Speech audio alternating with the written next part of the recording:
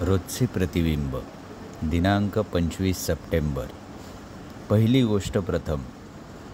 हे सत्य पचनी पाडण्यासाठी आमच्यापैकी काही लोकांनी जबर आघात सहन केले आहेत.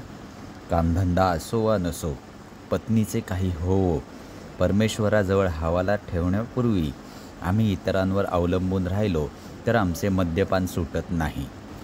अल्कोहोलिक्स ॲनॉनिमस, पान 98 इंग्रजी. मध्ये येण्यापूर्वी माझ्या मद्यपानाचे माझ्याजवळ समर्थन नेहमी असे. ती मला बोलली, तो मला असे बोलला.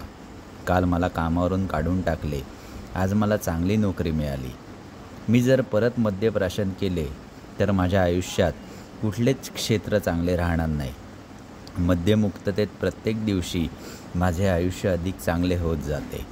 आज मी मद्य घेणार नाही, देवावर श्रद्धा ठेवीन आणि मध्ये मी कृतिशील राहीन. या गोष्टी मी सदैव ज्ञानात ठेवीन. आज मी माझी मद्यमुक्तता परमेश्वर आणि यांना गौण स्थान तर देत नाही ना.